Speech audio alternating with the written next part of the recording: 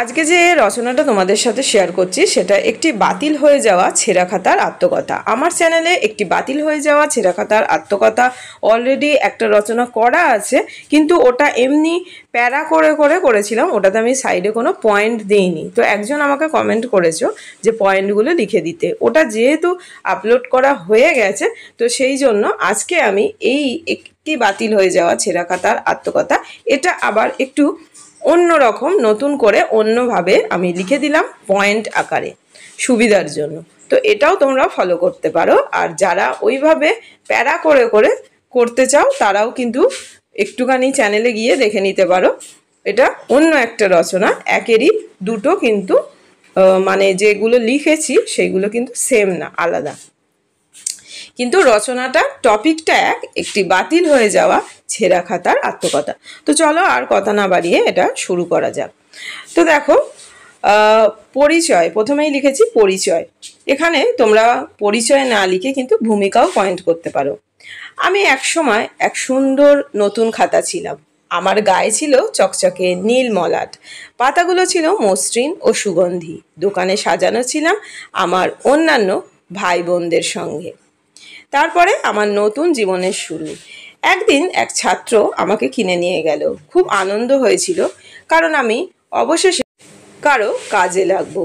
প্রথম পাতায় সুন্দর করে তার নাম, ক্লাস ও রোল নম্বর লিখলো। তারপরে দেখো কি লিখেছি, তারপরে হচ্ছে লেখাপড়ার স্মৃতি। প্রতিদিন আমার পাতায় লিখতো বাংলা, অঙ্ক, ইতিহাস, ভূগোলের পাঠ। কখনো কালি ছড়িয়ে যেত, কখনো ভুল করলে রাবার ঘষে ফেলতো, কিন্তু আমি গর্ববোধ করতাম, কারণ আমি শিক্ষা দেওয়ার মাধ্যম ছিলাম। আমার পাতাগুলো ভরে উঠেছিল অক্ষর, চিত্র ও পরিশ্রমের দাগে। তারপরে নেক্সট পয়েন্ট, ধীরে ধীরে অবহেলা। কয়েক মাস পর আমার পাতাগুলো প্রায় পূর্ণ হয়ে গেল। নতুন খাতা আসলো আর আমাকে আলমারির কোণে ঠেলে দিল। ধুলো পড়তে লাগলো, পোকা কামড়ে ছিঁড়ে ফেললো আমার কিছু পাতা। তারপরে দেখো কি লিখেছি।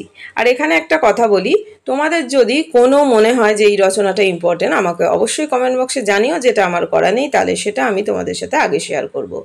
বাতিলের মুহূর্ত। একদিন মালিকের মা ঘর গোছাতে এসে আমাকে পুরনো জিনিসের সঙ্গে ফেলে দিলেন। আমি বুঝলাম আমার জীবনের কাজ শেষ।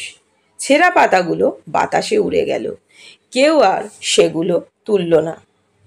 আমার অনুভূতি, আমি দুঃখ পাইনি, কারণ আমি জানতাম আমি এক শিক্ষার্থীর জ্ঞানের পথে সহায়তা করেছি।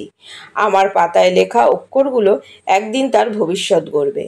এটাই আমার সবচেয়ে বড় পুরস্কার।